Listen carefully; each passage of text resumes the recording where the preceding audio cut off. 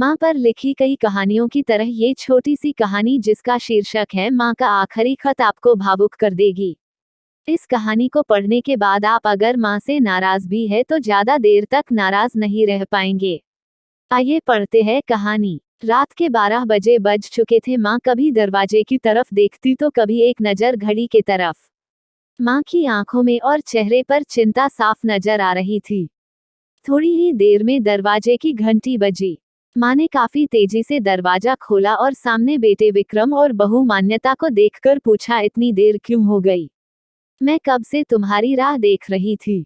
माँ, मैं अब छोटा नहीं हूँ, तुम मेरी चिंता मत किया करो।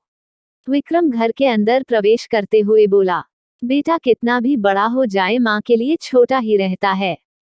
चलो छोड़ो, हाथ पैर धो लो, मैं तुम्हारे लिए खाना लगा देती हूँ। माँ ने दरवाजा बंद करते हुए कहा, माँ जी हम बाहर से खाना खाकर आए हैं, आप खा लीजिए, हम सोने जा रहे हैं। बहू मान्यता ने कहा, लेकिन मैंने तो तुम लोगों की पसंद की खीर बनाई है, आओ थोड़ी थोड़ी खा लो।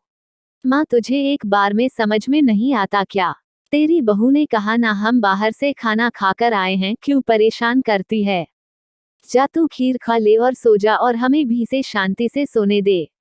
माँ अकेले कैसे खीर खा सकती थी और उसे बिना खाए नींद कैसे आ सकती थी, क्योंकि बेटे के इंतजार में उसने भी कुछ नहीं खाया था। वो किचन में गई, एक ग्लास पानी पिया और अपने रूम में चली गई। सुबह 10 बजे विक्रम की आंखें खुली।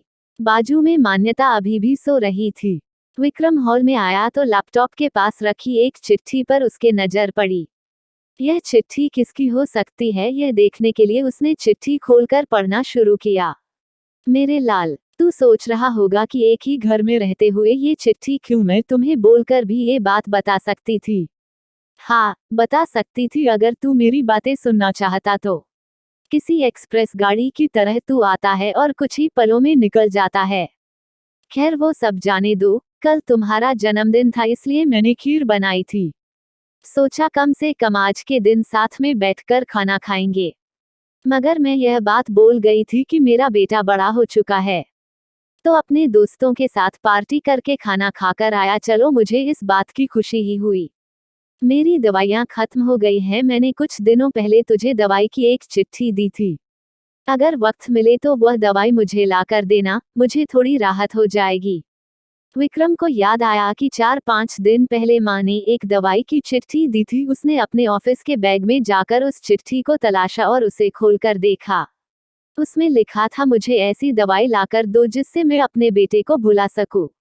विक्रम को रियलाइज हुआ कि मुझसे बहुत बड़ी गलती हो गई है।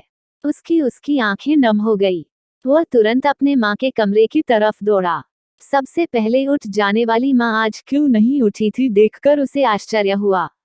उसने माँ को उठाने की काफी कोशिश की, लेकिन माँ एक गहरी नींद में सो चुकी थी। विक्रम के पास फूट फूट कर रोने के अलावा और कोई चारा नहीं बचा।